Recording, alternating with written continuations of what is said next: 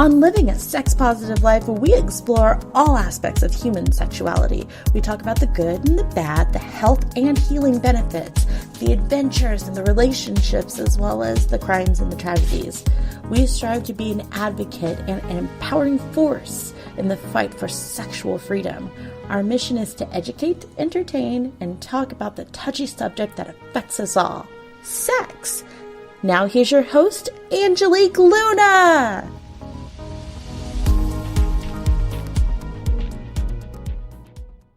Hey everyone, it's Angelique Luna, and I'm here with my co-host, John C. Luna. Only co-host? Yeah. Usually have like 10 titles for me. I know, but after today's adventures of you not, nose diving from the 3-foot Twizzlers and saying if you come bruised, it's all my fault. And we're going through a store, and it's just funny. We happen to have a long conversation about Twizzlers, and I got beaten by the regular Twizzlers. And if they ever find the 3-foot Twizzlers, there's no way I'm letting you buy them. We walk into a store, what's there? Like this massive box of on sale 3-foot Twizzlers. I'm like, don't fucking touch them. Don't even look at them. If I end up bruised and beaten and battered, the police will know it's you. Sounds like a kink negotiation. Totally. And then he was looking at the 2-pound peppermint stick in exchange for the 3-foot Twizzler. Well, if you were going to get that, I was going to get a 2-pound peppermint stick, and I know where I was going to put that. Absolutely. And the voice that you just heard was our guest this evening, Kevin Patterson, the author of Love is Not Colorblind. And Kevin, tell us a little bit about yourself. All right. Well, I'm sorry. I got to correct you. It's Love's Not Colorblind. I was told to be very specific. Oh, okay. Branding, baby. Branding. It's all about branding. Yes. Thank you. Well, we didn't get a copy of the book yet because at Playground it sold out before we could even get a chance. Yeah, I'm not going to apologize for that. Oh, nope. No. Well, it's Well, with me and my work, I do a blog. I do a blog called Poly Role Models, and it's an interview series, and where I bring people in, and whether it's video or by text, people sort of explain their real life experiences with polyamory, and that sort of spun into me talking about race and polyamory because of my own personal experiences as a black guy navigating polyamorous spaces. And that spun into me writing this book, Love's Not Colorblind. Fantastic there. Now, okay, it's just so be politically correct and I'm not getting myself in trouble because I'm always good at that of offending people because I don't use the proper terminology. Is it okay for us to use black versus African American? Or people of color. Or people of color, yeah. I always identify myself as black. In the book, I go into a lot of experiences of being black. I do speak a lot about people of color and sort of some of the universal, I guess, issues that we all face as people of color. But I refer to myself as black, and a lot of times, I go straight to speaking directly about blackness because I don't always want to speak for other people. Okay, great. Good to know there. So that way I know how to continue the conversation. So actually that is a great point. I've been in poly for a while and been going to different poly meetups. We went to a poly conference once. We have more coming up. And I think you are the second black man I have seen who's been openly poly. Yeah? Who's the first? Oh, I remember his name. You don't even know. No. Seriously. It was one of those, it was like my 4th meeting at the Orlando Poly Group. And there were new people, and we're all excited for new people. Hey! Yes, and it was a couple. I remember that. And we were excited. He had some really great input. And then the sentence went to, well, I'm just passing through. I'm actually from Jacksonville, which is like 2 hours away. And we're like, oh. Right. It was a cute little college couple there. They actually know Professor Sachs. Yes. So from University of North Florida there. So again, she's been in my blog. Yes, absolutely, yeah. And we've actually tried to go to her workshops when we can because Jacksonville's only 2 hours away from us. As we say, only 2 hours away. Or in New York, that's like 10 blocks sometimes. So, yeah, I mean, sometimes that ends up being really difficult. Sometimes where just being like one of very few people of color, being one of very few black people in like in any space really ends up being sort of a trial, sort of a hindrance, and it's something that keeps a lot of us out of these spaces entirely. I know I've met black people where like they show up to the same event that I was at, and they wouldn't show up to future events for that community or for that organization. But like if I had something at my house, they'd show up. So like it was really clear that like they felt uncomfortable in a space that was meant for polyamory, but knew that my house was a place that was safe for black people.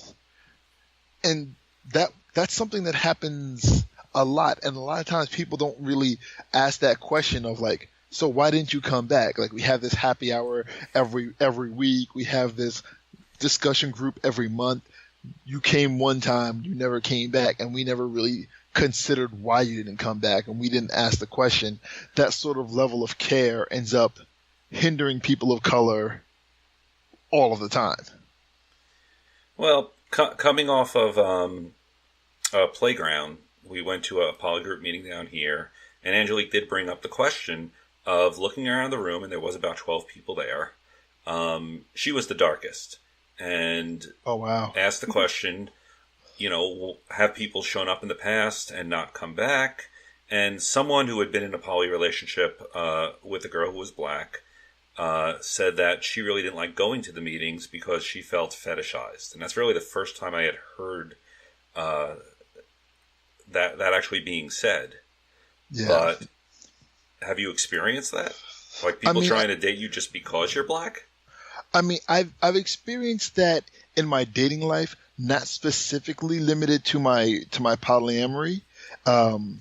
I've been in situations where like I'm going out with somebody, or like we start seeing each other or talking or what have you, and I get this impression that like we don't have a lot in common, but she seems more interested in me than our interests would suggest, or she wants me to come over to the house and hang out, but she doesn't want me to meet her friends. She doesn't want to go out in public with me. Like I've gotten those sort of impressions before, and in those cases, like I just sort of found my way out of those relationships really quickly, or you know, just sort of exited those interactions. Every black woman, every woman of color that I know has a stream of online dating interactions that have somebody saying something to the effect of, I've never dated a black girl before, you know, like as if that's supposed to be the thing that like that leads to an attraction. Like, oh wow, I get to be a stamp on your ethnicity passport. Let's go fuck somewhere now. That's a thing that happens enough that everyone sort of has a story about that. And it's so limiting. It's so limiting. It takes somebody who's like this fully fledged human with thoughts and dreams and ambitions and jobs and family, and it limits them to that one thing. And it's supposed to be like welcoming, and it's the exact opposite of that. Like I hate that I even have to have these conversations. So much of this stuff is born out of pain, my pain and the pain of others. But these are the conversations, the uncomfortable talks that we all have to have. How long have you been poly? I'll say it like this. I've been non-monogamous. I'm in my 16th year of non-monogamy, ethical non-monogamy. Veteran. Yeah. I mean, as of this August, as of the first weekend in August, that is what I call my anniversary, because the first weekend in August is the anniversary of there's a big festival up in Toronto called Carabana, and 16 years ago at Carabana I had a threesome that opened up my then current relationship. I mean, it's still a current relationship, but like it opened up a new relationship that I just started in, and then it's been sort of in my head the anniversary of that ever since. But yeah, went to Carabana, had a threesome, got open, stayed open. And that's the norm. Yeah, it is. That's what I was going to say. It's like once you open that door, it's so hard to go back. I think Yeah. it's rare. I can't even think of anyone I've heard that's gone back, stayed back.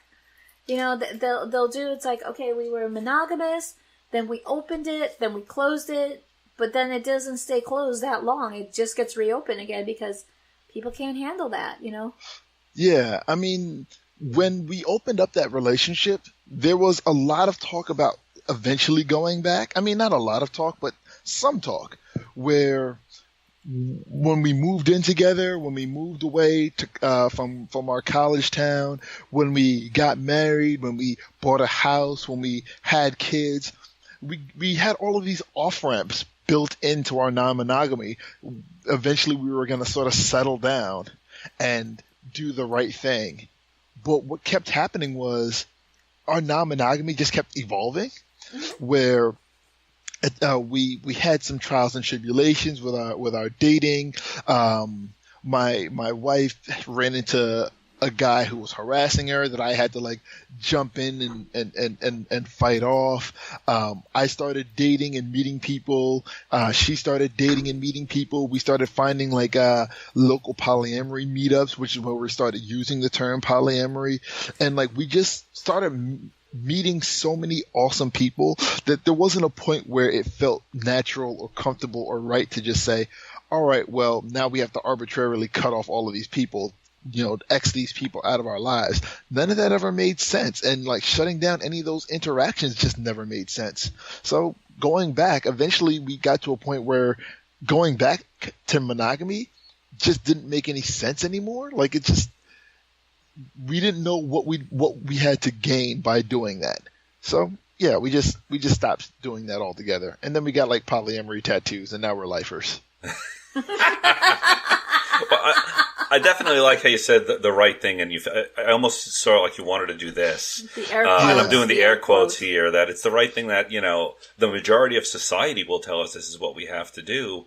But I find more and more, especially with books like yours, and by the way, I'm just going to make this point. I am so glad there's a poly book that's not written by a white woman. Because, holy crap, they seem to have the market cornered on that, don't they? Yeah. I made a couple of people blush while talking about that, because like I talk about that a lot, where, I mean, and these are great books. These are books that I've read, books that I've enjoyed, books that have started my own polyamorous journey. Like Opening Up is the book that started me off, you know?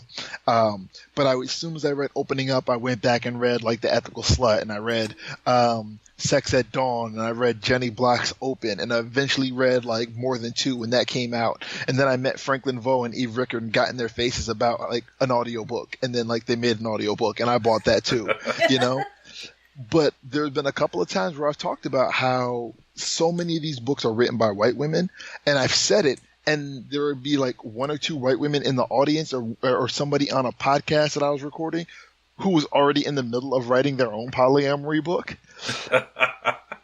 And so it's like, all right, well, I'm talking at you here. I mean, not that you should stop writing your book, and not that anyone should stop reading those other books, but there's a very limited perspective that we're going to get there. And that also is something that needs to be addressed. Oh, agreed. And those books are great. I mean, I feel the funny thing is when I talk with poly people, they mention the exact same 5 books. I feel like we should have like this gift packet of, I've decided to join poly. Welcome. Here's your gift packet. Here's your 5 books. Start reading these and go from there. And they are great books, but like I said, it is a single perspective. And one of the things I'm working on now is actually trying to form a group down in Orlando for bi men and the people who support them. Awesome. Because we have lots of groups for you know, and I want to go all the terms, the gay, the lesbian, trans, you know, huge. We have a huge facility down here called the Parliament House that not only has parties, but also, what would you call it? A recreation complex, as well as the center, and so many resources. And of course we have Pulse down here that everyone gathered together for, which I never want to take away anything from all that stuff. But I kind of said, you know, what about poly? What about bi guys? And I kind of looked around, and everyone went, huh?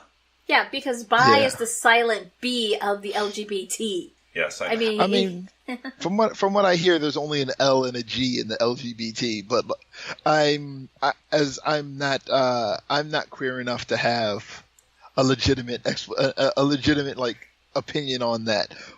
But yeah, I mean, we recently in Philadelphia, a few people started having like bi guy, queer guy meetups. And it's not like an everyday all the time thing, but it's part of like a culture shift that our local area has hit recently. That's sort of doing the same thing, where somebody's saying like, "Hey, there's a need here. There are people here who feel underserved by the community at large. Let's do something that's for us." And I think that's like really amazing. Cool. Well, I want to go back to your book in this segment, and I'm reading the end of it. The little what do we got here? The Amazon summary. And I'm just going to summarize this as a framework for understanding and confronting racism within polyamory communities. What made you go ahead? Because like you said, you go somewhere, everyone's like, I'm writing a book. What made you finally put it together? Was it an event, or just being a 16-year veteran in the poly community, or? I always give all of the credit to Rebecca Hiles, the Frisky Fairy. Where she and I have dated, we have collaborated, we are strongly in each other's lives, and she knows that I am someone who walks around talking about race, and she knows that I have experiences with polyamory, and that that if you say, "Hey Kev, tell me about race and polyamory," that I can sit there and talk to you for like 3 hours without taking a breath. And at some point she said, "Hey, you should write about this. Like you should submit a workshop for like Catalyst Con. You should submit for a poly living event." And once I started doing that, I mean, like I wanted to blow her off, because like that didn't seem like something I could reasonably do. And then, but I took a chance. I started doing it. People started listening, and people started inviting me to show up at other places. And eventually I thought maybe writing a book might be a good idea, and I reached out to Thorntree Press and I said, "I've got an idea for a book." And they said, "That's an okay enough idea, but we've been hearing about this race and polyamory workshop that you've been talking about. And if you'd be willing to write a book about that, we're down to publish it." And so I basically took the workshop that I've been giving all over the country, and I extended it. I added a lot of research. I put more voices in it than just my own. And I expanded it to novel length, or no, I don't even know what novel length means. I don't even know why I said those words. But I made it into a book, and now it's available, and the reception has been pretty strong. I mean, like, I don't know what the sales look like, but I run into people on social media all the time that are like, "Hey, I'm like halfway done, and this is amazing," or I want to put this, a review on Amazon for you. So I'm glad to have it out. And Ruby Johnson, who does Poly Dallas Millennium, said that I'm like the first Black American to put out a polyamory book. I don't even know if that's true, but that's amazing. It shouldn't have taken until 2018, but that's amazing if it is. Yeah, it is, because we've been researching and looking at the names of authors, and I was actually surprised, because even that, I don't think there's any like even ethical non-monogamy books written by African Americans. Yeah. And that tells you a lot about like about sort of the limits of our representation. Mm-hmm.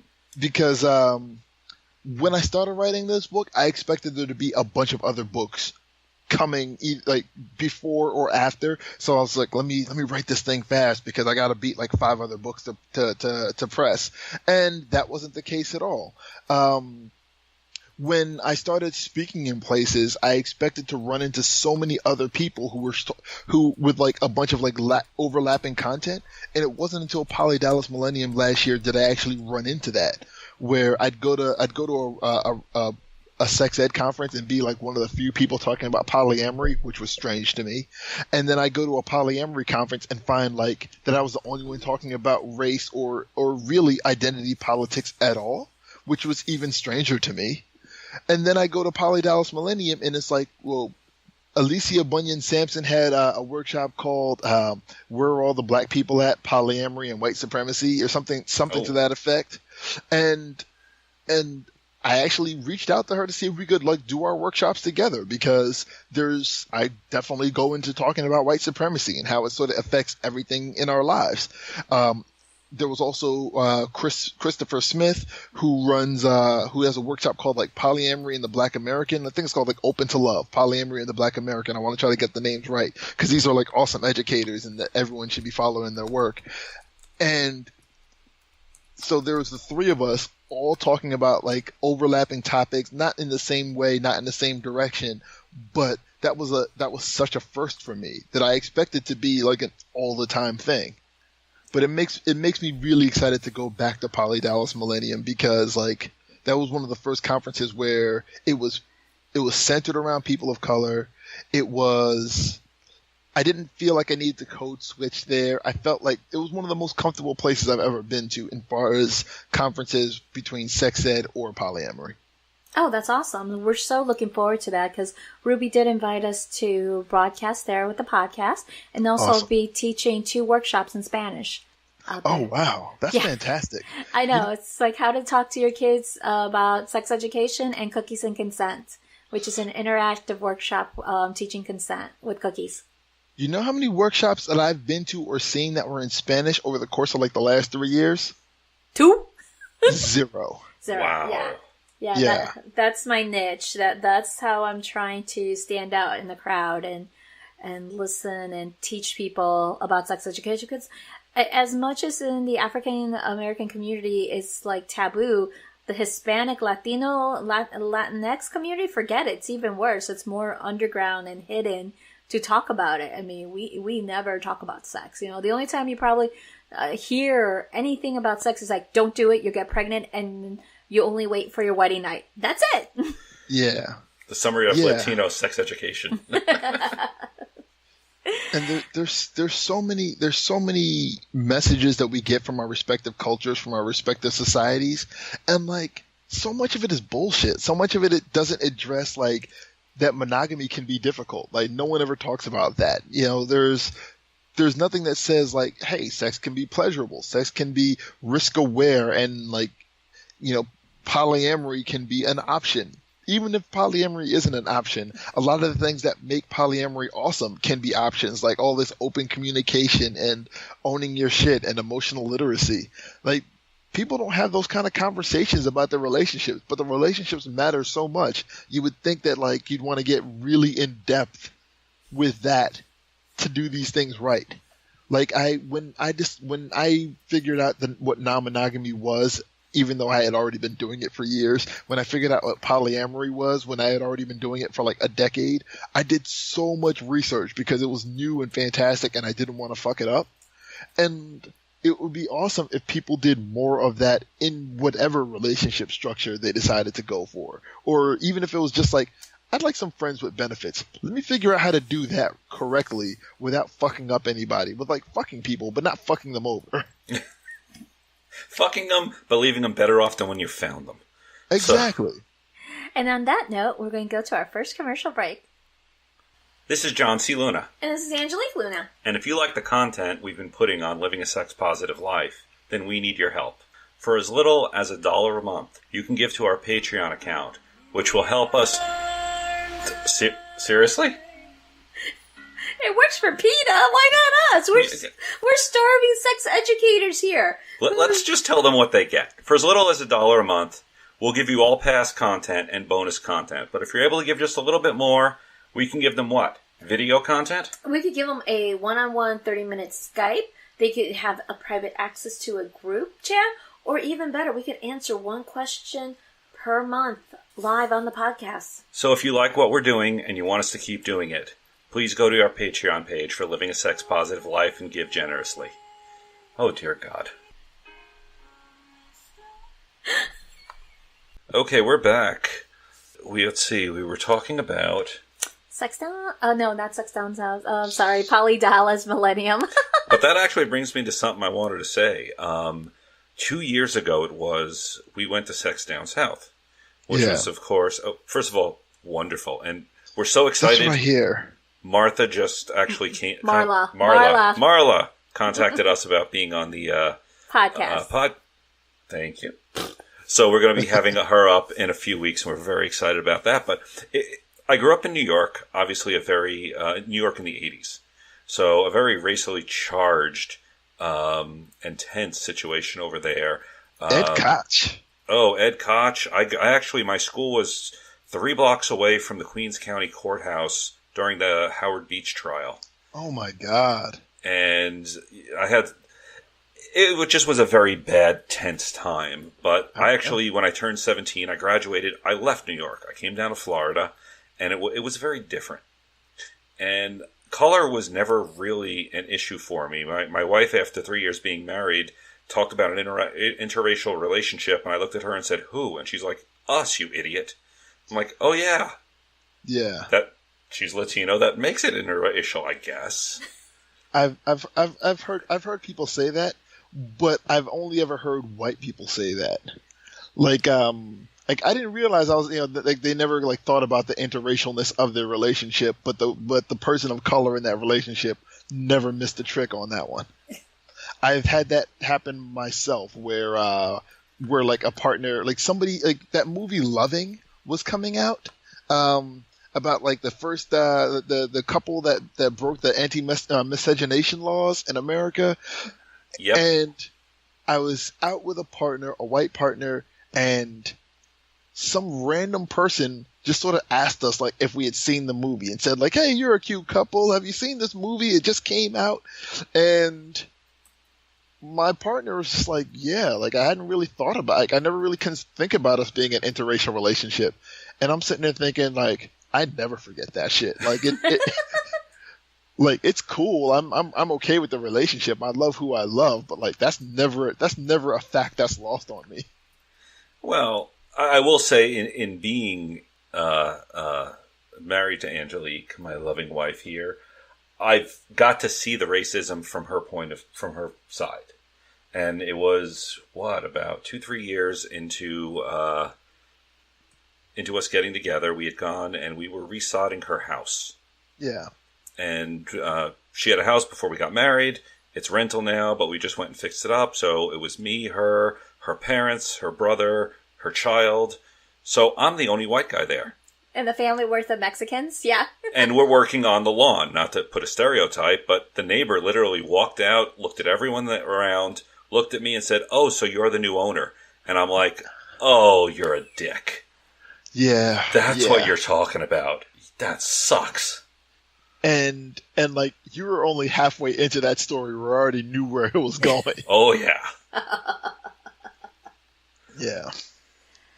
It's rough because like for everyone and Angelique, correct me if I'm wrong here. Mm-hmm. Go for it. For every one of those that you remember, there's probably a dozen that you've forgotten. Oh yeah, because you get so numb after a while of the behavior and the antics in regards to people judging you by the color of your skin. So I'm always used to people just judging me, period, either for me being very vocal as a woman of color or being very passionate and correcting wrongs that need to be right.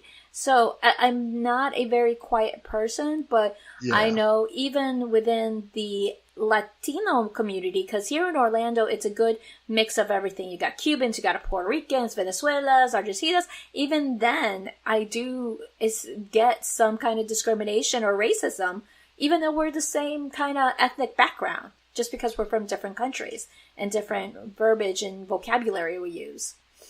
Yeah, and it's I couldn't call your experiences. I know with my own experiences, there was a point where I remember having a conversation about race and about how numb you get to all of these like microaggressions. Mm-hmm. And about halfway into the conversation, as I was saying, I was like, "Oh yeah," and something happened to me yesterday, and I had already forgotten it. Where like it happened, it was like, and all I remember was like I was at a bus station. And something happened, and I was mad about it for about 5 seconds, and then I went back to reading my book. And then in trying to relay the story the next day, I had already forgotten because like it wasn't one of the landmark ones that I remember really, really clearly. Like there are so many times where like I'm walking by myself and got like stopped by cops because I was like walking while black. Like, that jeans and Geek Boy T-shirt combo is really dangerous. It's the mark of a thuggy, I guess. And it happens so frequently that like you can't always spare the mental and emotional energy to remember every single one, because like it will be all that you ever thought about. Oh, absolutely. I think my favorite is when I get pissed off when I go to a shopping area, mall, or upscale place where, you know, I'm not dressed as everybody else, but, you know, I don't wear raggedy, holdy clothes, and they just treat me like the whole pretty woman syndrome, like, oh no, we can't help you. It costs way too much. I'm like, bitch, here's my credit card, and take my money, and guess what? Oh yeah, $500 just cleared. Boom! It's like... I remember somebody lost a car sale with me that way once, where I was shopping for a car, and I was going to a few different places, and one of the places that I went to, what the guy should have said, what the car dealer should have said was, your credit interest rate is going to be determined by your credit score, and we'll see what we can do to help you. That's what he should have said. What he did say was, well, I don't know if you're going to qualify for the best interest rate, but we'll see what we can do to work with you. And I'm sitting there thinking, what does this guy know about me to say he doesn't think I'll qualify? Yeah, like, you know my name and what I look like at this point. And that's it. You don't know. You haven't looked up my credit. You don't know where I work. You don't know anything about me. So why would you say I don't think you'll qualify for the best interest rate? And then there was like this look of surprise when he's like, oh, you do qualify for the best interest rate. At that point, I was already done. I wasn't buying my car from that guy.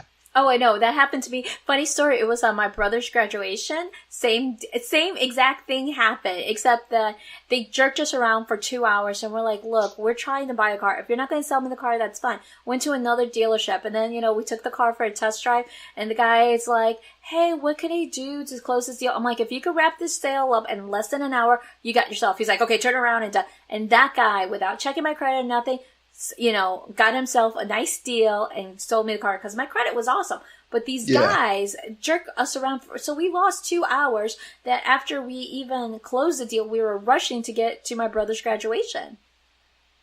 Oh, man. You know, I'm not even going to defend myself on this, but in going, again, spending time with Angelique, and even I went car shopping with Angelique, and I went car shopping another time with my mom. And I saw used car dealers that I specifically pointed, the car is for her. And they kept talking to me. And I kept pointing and going, her. She's the one making the payments. She has to know how to drive it. And this one guy, we walked in and we're like, we have $20,000 to spend. We want something gas efficient. Oh, well, best gas efficient car. And he put us in a $45,000 Prius. And I'm like, wow, are you freaking deaf? And I'm like, that was just so insulting. Yeah. I've been in those sort of situations where, like, a few months back, I was with a partner. There was like a customer service snafu with a ring that I bought her, and the customer service rep, the manager of the store, he kept talking to me as if there weren't two people standing in front of him, and it was her ring and her problem, you know. So you can talk to both of us. You know, even like it's my money, but it's her ring. You can have a conversation with both of us as you resolve this. And he was so pointedly not looking at her or speaking to her that like she noticed it. I noticed it. We made a big deal out of it. And we ended up like, you know, calling managers or corporate or whoever and getting like free gift cards to that place that I'm probably never going to use because I don't want to go back to that place anymore. But like, they basically cost money from their own store just by not doing what they should have been doing in terms of quality service to all of their patrons. And it's such an unnecessarily an easy fix. Just treat us like people. Period. It's so much easier when you do that. I don't understand. I don't understand the pushback between, like, I don't want to treat people like people, even though it's going to give me a harder time. Why? Now, see, my dad's notorious for that because he's always been that, you know, I don't know how to explain my father when he gets arrogant that I was like, oh, you don't think I have the money? And he was like, cha-ching, you know. Well, your father is customer service's worst nightmare. Because I've heard him call the cable company, and I'm like, did they fuck up? He's like, not this time, but they fucked up in the past, and I'm still going to be mad at them. I'm like, okay, let's run into this positively then. It's a sport for him. It's like little disgruntled Mexican. What do you expect? Nice. But I always found it comical with you at Sex Down South because I think you were one of 3 white men in the conference. And it was funny because shortly after, well, almost a year later, we went to Woodhall and we ran into somebody who attended the conference and pointed to John. It's like, hey, I remember you from Sex Down South and everything. And then just pointed at me. It's like, no, I don't remember you at all. I'm like, yeah, because I kind of blended in with everybody else. He stood out. Yeah, and I've had similar problems, like sort of the reverse of that, where I'm notoriously shitty with names and faces. Like I wish I was better at that. If they one day put in that Black Mirror technology where we can record stuff with our eyeballs, I will get better with names and faces just by that measure. But until then, I'm bad with names and faces. And I feel like a lot of people in my local community, they remember me from being the black guy at things, you know? And then I don't remember them because they are one of 100 white folks. And granted, I'm not good with names and faces regardless of that, but I feel like that weighs into the disparity of, oh, hey, nice to meet you. You've met me 3 times already, Kevin. You know, I feel like that weighs into it somehow. I've had to make, and it is a huge effort to remember names. Oh, come on, I'm notorious for that. You know, thank God I worked for a company that everyone had name tags, so it was fine. Just that it sucks now that I'm in the real world that no one has name tags, and we go to so many conferences. I dream of the world of the Google Glasses, which have failed, but where everyone had a little name tag floating above them so I could remember. But I really hate going up to someone and I'm like, I walked up and I realized I forgot their name, but I'm a huge fan of theirs. Oh God, that sounds so sincere. I should just shut up now. I felt really bad at Playground where there was a couple of people who had like familiar faces and I didn't want to go up and say, hey, you look familiar, because that's awkward. And there are people that I just sort of didn't engage with, and then I'd go home and realize like, oh, I do know their faces. We've been Facebook friends for a couple of years now. You know, like I met them at a thing, we became Facebook friends, I didn't really see them again, and then I see them at Playground or I see them at one event or another, and it's like, I know you kind of, sort of, but I don't want to go up and say, hey, you know, because that's not, that doesn't seem genuine. We found out a trick to get around this. How? And here's the secret. Okay. Which one? We also, of course, go over to the kink community, where very few people use their real name. Yeah. But being in a podcast, we talk with lots of them, somehow that keeps getting shared with us. So I've done the, hey, how you doing? Hold in and go, what name are you going by now? So it makes me sound like, yeah. So tell me what you want to be called this time, because I don't want to call you by that wrong name and get you embarrassed or get you in trouble. And it's like, oh my God, yes. And I'm like, oh shit, I have no clue what the fuck their name was, but thank you for telling me. Oh, that's pretty awesome. That's pretty awesome. You can't really do that as much in non-kink spaces. No. Well, yeah. Well, even in the sex educator world, you could do that same thing because a lot of us don't even go by the same name either. And that is such a shame. We are providing a service. We're trying to help the youth and better relationships, and we have to hide. Yeah. I mean, I didn't realize how prevalent that was until like I was already sort of mixed into it. Like people having people using like sort of stage names, people using like pseudonyms, people using first and middle names. I had no idea, you know. Or characters' names from their favorite television shows. Oh, come on. Many years ago when I first watched one of my favorite sex educators, Sonny Megatron, I'm like, oh my God, who thought of that? That is the coolest name. Is that Irish? I don't know where it comes from, but Megatron. And then, of course, she says, I changed my name. And in like her Showtime show, and I'm like, oh yeah, that makes total sense. I feel like a dumbass. Well, same with Cooper Beckett. That's where, Yeah, we all go by different names. Yeah, Cooper Beckett and Dylan Thomas are legit sounding names. Like I have no idea what their actual names are. Oh well, that's a level of privacy we'll just grant them. Yeah. Oh yeah, of course. Of course. There, it's like, yeah, but I always feel bad that when I forget people's name, and I just kind of have this resting bitch face look. It's not that I'm being mean or rude. It's just like I don't know how to react, so people think I'm kind of like rude, and I'm like, I'm not. I just feel awkward, and I feel kind of stupid and shy at the same time. Even though like I'm very like once you get to know me and I'm rolling, I'm very outgoing and outspoken. But yeah, there's that times. I'm like, oh shit, and they just look at me, and some people get upset with me. They're like, how can you? I'm like, I'm sorry, See, Playground had those stickers for your badges that said something like, ask me anything. Are you flirting? I'm shy. Talk to me. I wish they had a sticker that just said, I don't remember your name. Because I would have gotten that, and that would have been like the conversation starter for everybody. I think we should suggest that to Samantha, because she did ask, is there any other labels we should have printed? And we should say that for the next conference. Well, Yeah.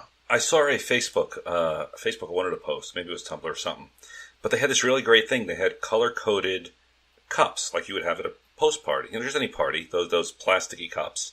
But they had them laid out all different colors, and it's kind of rough because I am colorblind, legitimately. But they had labeled of looking, non-monogamous. So depending on which cup you got, basically, you could tell, are they available? Are they looking for a relationship? Are they looking for NSA? Or are they just taken? Yeah. That is genius party idea. Taken. And then Liam Neeson arrives with his particular set of skills. That cup should have Liam Neeson's photo on there. Oh, that would be great. That'd be fantastic. Ideas for the Poly Dallas Millennium after parties. Oh, I'll buy the cups. No worry. Oh, we could do the clear cups would be the open. And I don't know, we'll figure it out. Yeah, now you're looking too deep there. So. Too deep, right? Okay, let's take another quick commercial break, and then we're going to talk about his workshop over at Poly Dallas. Poly Dallas Millennial is a symposium about consensual and ethical non-monogamy. We're going to be broadcasting there from July 13th to the 15th down in the Dallas area. I will also be doing presentations in Spanish for how to speak to your kids about sex and cookies and consent, all in Espanol. So if you're in the Dallas area or you can come and travel, come visit us and say hi. See you there. And we're back. Now we're going to be talking about Kevin's workshop at Playground, which, John, you attended. Yes. It was amazing. If you can find, someone recorded it, didn't they? Yeah, it's actually available at the Poly Role Models Facebook page. You can scroll down a bit. It's end of February, or you can just go to like the video section. It's the camera work is awkward for the first couple of minutes. Eve Rickert recorded it for us, thankfully, and she didn't realize that like she needed to hold her camera like landscape as opposed to portrait. So for the first couple of minutes, we're on our sides, but it writes itself a few minutes in. Well, it was titled Polyamory and Masculinity. It was entitled "You Let Her Do What?" Examinations of Polyamory and Masculinity. Yes. How did you even come up with that? Honestly, it was the name first, because that's a question that I've gotten a lot in terms of just talking with other men about polyamory, especially monogamous men, where so many of them have said like, well, I understand, Kev, you want to be with other women, but you let her do what? Like, you let her be with other men, as if like I have some control over the autonomy of my partners, And I don't want that, but it becomes such a bone of contention where people feel it's okay if they think I'm building a harem or something like that. But the idea that women have autonomy, sexual freedom, that's something that sort of becomes an issue. So it's a very toxic, very standard, very societally driven view of masculinity, of women as property, of partners as property, as men as people who don't have the autonomy to say no to sexual encounters, as people who don't have, basically guys are always supposed to want it. We're only supposed to want the one thing, and any deviation from that ends up being seen as deviant, as an aberration. And I'm like, no, let's talk about that. Why do we look at masculinity this way? What are like, masculinity is not inherently toxic, so why do we adopt so many toxic behaviors and label them as standard? Let's get into talking about it. And it was something that I did as a panel with Christopher Smith, with Bex Caputo of the Dill Dorks, and Aaron Brown, who is an administrator of my local community called Polydelphia. We did that together at Poly Living Philadelphia, and it was really cathartic and really introspective. Like, John, you went and saw the one at Playground, which was great, and I'm going to talk about why that was great, but the one in Philadelphia, you missed out on a lot of crying. There was a lot of crying that happened.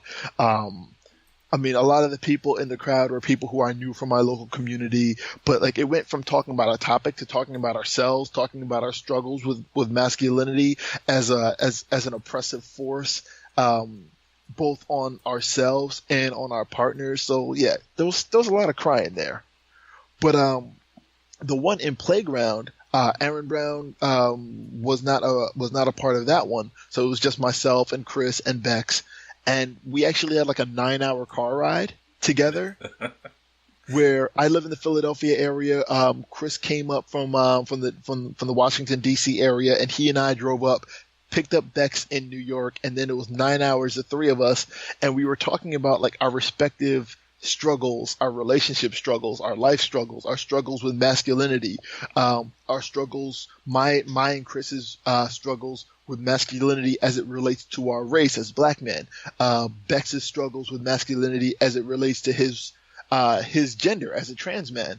And we had so much conversation that a lot of that bled into the workshop that we did in Playground, where you follow sports at all? You watch Pardon the Interruption on ESPN? Believe it or not, no. Oh, well, it's one of my favorite shows, and it's just two older men arguing about sports for half an hour, and it's really fantastic. And what makes it fantastic isn't the topics, it's that these two guys have been like best buds for decades before even making this show. So like, having 9 hours worth of conversation about polyamory and masculinity leading into a workshop about polyamory and masculinity, so much great stuff from those conversations poured directly into the workshop, and we're all so proud of how well it's done. Not only are we planning on doing that workshop again, we're planning on road tripping again to the next place where we're doing that workshop. Road trips is definitely a great place where you're trapped in a car and you go ahead and the conversation just seems to flow. But I walked into the workshop not knowing what to expect. I had just met you and Chris and talked with Bex, I think 2 sentences, and sat down, and you brought a lot of stuff to light, which I never really tackled. Stuff like, yeah, as a man, if a woman says no, that's her prerogative. If a man says no, okay, you're not feeling well. Or something's wrong with you. And no, sometimes we actually don't feel like having sex. And no one's ever talked about it. I think it was a lot of, and I could see the reason there was tears. No one's even asked these questions to me ever before. So it was like hearing all the stuff for the first time going, yeah, God damn it. Yeah. And like, I remember that part of the workshop, cause that was, again, something that we had spoken about on the ride up. It's something that me and Chris have spoken about. It's something that me, Chris, and Bex have spoken about, where there's such an expectation of polyamorous men that, like, of course men would be into it because yay, more sex. And like, it's difficult for those of us who aren't really into sex. You know, it's difficult for us who don't have like these like massive sex drives, or who don't want sex at all in their polyamory. But like, it's difficult for me in that I am a very sexual polyamorous. You know, that's a major component of a lot of my relationships. And I've turned down sex like twice in my life, you know, and both times that shit blew up like The Godfather. And like, both times were like relationship changing events where, both times like my partners poured out every insecurity they had about like being turned down by someone who almost never turns it down, about, who else, what else must be going on in my life? Who else must be better in my life than my partners if I was willing to turn them down? And in one case, like there were just other relationship problems and I wasn't in the mood. In the other case, I had just gotten back from a trip across country and I was tired. I don't even remember turning down the sex. I just remember waking up to a long 4-page ass letter saying like pouring out her entire heart, explaining like, every insecurity she had. And meanwhile, both of these partners were partners who can and have and do turn me down on a regular basis, and my response to them turning me down is, okay, maybe next time. What do you want to go out? You want to go out to eat? You want to go do something else? What's on Netflix? It's just something that like getting turned down on a regular basis is something that I've already gotten numb to. They have their reasons. I don't need their reasons. Their autonomy is enough. But my autonomy was not enough in the couple of times where I've said no. Oh, I completely understand that. A couple of months ago, I put together a GIF, and it was referencing online dating. And it shows women online dating, and I got that. Are you a Game of Thrones fan? I am. It's got that scene from the Battle of the Bastards where Jon Snow draws his sword and the entire army is descending upon him. And below there, it's like men on online dating, and it's got Tom Hanks talking to a coconut. And it is that way. We're used to rejection. Well, that's true. Name a woman who's like started a profile on anything, whether it's OkCupid or any. Next thing you know, they have within an hour 10 dick pics, which I hate guys who send dick pics because it screws the rest of us who actually want to do a conversation. Yeah, exactly. And there's this beautiful GIF of like a woman with her eyes closed getting hit in the face with like a dozen hot dogs. Oh, yes. I love that one. That was my favorite because that's a true story. That's always when you open. And it's like, it's so annoying because I even put in my profile, it's like, please don't send dick pics. It's like, you'll be automatically deleted. I will not contact you. It's like, and please write me a paragraph or sentence. Don't just send me like a like request or a wink or so. I'm just, yeah, it's too much work that I'm just like, no, if you can't read this, I stop. I go on droughts when it comes to dating other people. You abandoned the whole cause for a while. Yeah, I did. I'm just like, I can't handle this. And I try to find some of my old, like, friends with benefits just to go out, because trying to find someone who has at least somewhat of halfway conversational skills, let alone intelligence, is so difficult in the dating pool.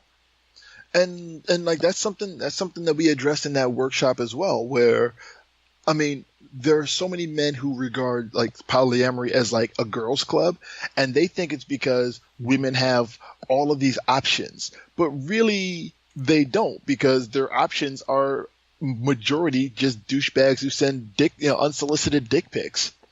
And so that's not a benefit. That's not like, oh yay, I get to choose between like, I've got to sift through all of this shit to get to some gold. That's not a benefit to them. And like, while it sucks that like, online dating for men, and I assume like cisgender heterosexual men, online dating ends up being sort of like this desolate wasteland.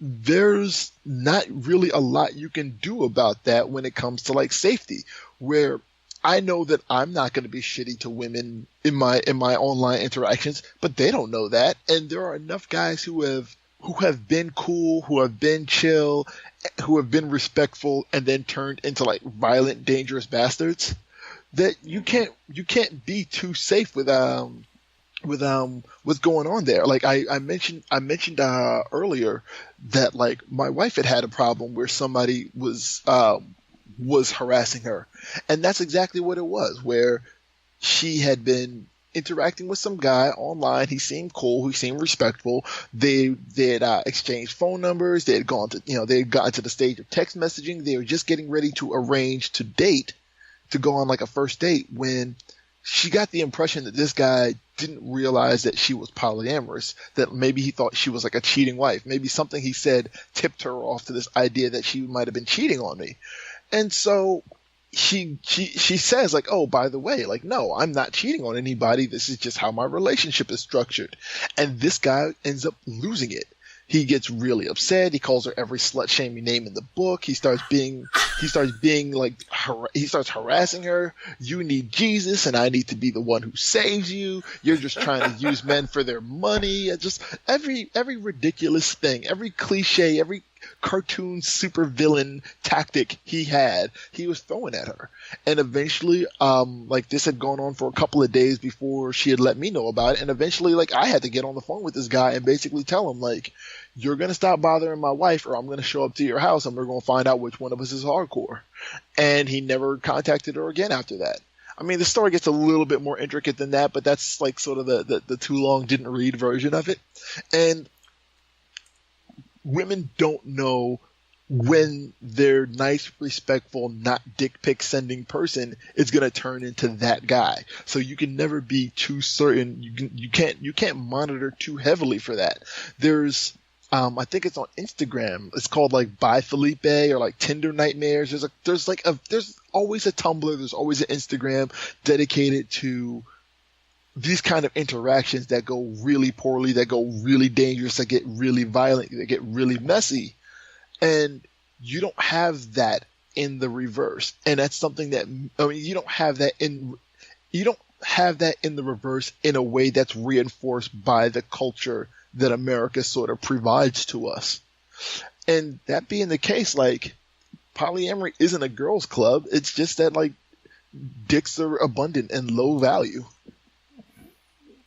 That's an understatement to say the least. I just can't believe that he was okay with her cheating, but as soon as he found out that this was okay with you, then she needed saving and God and Jesus in her life. Wouldn't she need God and Jesus in her life if she was cheating on you? I'm just saying. I mean, Roman Catholic, still practicing, that's the way I understand. I mean, sometimes I wonder if I'm going to burn every time I go into the church because, I'm not following all the laws, but I still have my spiritual beliefs. My little voodoo here and there. But yeah, it's like, and it's funny because we have a triad friends that what happened was with one of the Metamors, that their family was okay as long as he was cheating with her, but the minute that they found out that it was a triad and everyone was okay, they disowned him and took his children away. And I don't understand any of it. And again, like this is sort of what society provides to us, that like cheating is sort of standard. Like cheating we understand. Ashley Madison as a website, that makes sense. But like, wait a minute, you're in love with multiple people and you're committed to multiple people and you're above board and respectful and ethical about this? Shock of shocks. Oh yeah, so it's okay. So let me understand this. You're not here because you're in a loveless, miserable marriage and looking for that intimacy, that sex connection. I'm like, no, I get plenty of sex. I just want something more. I'd like some entertainment, incitement, go out with someone new. It's like, but I'm miserable in my marriage. I'm like, you know what? If you're miserable, go stay miserable. I'm not. I'm happy. I enjoy this. We could go and enjoy each other, or you could just leave it at the door and just go away. Yeah, I mean, I've got a friend who years ago we were talking about this. We had this weird dynamic where she was in a relationship with a guy who was cheating on his wife, and I'm in my polyamorous situation, and we would argue about how unreasonable our respective situations were, where she felt my polyamory was complete bullshit, and I felt that her being, together with a married guy cheating on his wife was complete bullshit. And at some point I was like, look, if you were my girlfriend, I wouldn't be hiding you from my wife like your boyfriend does. I would invite you to the house. My wife would cook dinner for us. Like, she would cook dinner and invite you to hang out. She'd high five you for being part of the team. And she was like, nope, that's weird. I don't understand that. It's like, okay, but like, you only get to talk to your guy like during his lunch breaks at work when like his wife won't find out, and that's normal. Okay. You know, in a way, it's a shame, the whole societal thing, because if you look at the people we even idolize or put into government, cheating and lying is their norm. Yeah. There is no such thing as a fact check website that people will believe if they don't want to believe. Somebody had like a really awesome idea. I think like might have been like right around when 45 won the presidency or whatever you call that, and they said, well, they should put all of his speeches on like a 5-minute delay and then use that 5-minute delay to fact check everything he's saying in real time. And that would have been a brilliant idea, except that the people who support him are never going to say, well, these facts are facts. They're going to say these facts are lies because I don't want to believe them. And that's just where we live now. That's what society is. All of society is gaslighting. Oh, yeah. People believe what they want to believe and don't believe what they don't want to believe. Yep. Kind of sad. Yeah. It is, but this is the worst Black Mirror episode ever. And it's still going on for a couple more seasons, so we'll figure it out. Oh, God. This is, yeah. You know, and I feel bad about that because we've seen the first season of Black Mirror. And everyone's like, but you got to see 2 and more, and it's so much better. And I'm like, I have Netflix. I know. I need to find time to sit down and watch it. You know, before Kevin Spacey's nonsense came to light and like he got sort of thrown in the garbage, like I mean, not that he shouldn't have been thrown in the garbage. This last season of House of Cards was unwatchable for me because there was nothing as like, I mean, I'm like I tune into House of Cards because I want to see like this wild political action, and then there's nothing as wild as what's happening in the news every single day. Like, this is my reality now. Like, I can't believe, I can't like be incredulous at Kevin Spacey as Frank Underwood when Donald Trump is in the Oval Office. Like, it's just, yeah. I honestly feel like if we were writing for, what was that White House show from 10 years ago? West Wing? West Wing. Like, if I was a writer for a West Wing and said, okay, we're going to put a businessman in the White House, and we're going to have a homophobic vice president who's going to write a book, but a TV show is going to write a parody book that's even going to outsell it about a gay rabbit. They'd be like, that's fucking ridiculous. Get out of here. Yeah. That's what's going on today. What looks to me like our current administration, Biff in Back to the Future 2, when they go back to the alternate timeline and like he's become like super rich and corrupt. I'm like, Biff basically becomes Donald Trump, and the only reason that that's not as far-fetched as our current administration is because there's like a time-traveling flying DeLorean in it. That's basically all we need now to live in Back to the Future 2. You know, you're absolutely right. Almost everything, even with the hookers and the blow and you know what he's done to Marty's mom and exactly. Yeah. Hey, look. You wanted these things. For all the other conspiracies out there, the thought that the real Donald Trump stole a time machine, went back to 1985, and that's why he's president, doesn't seem that far-fetched.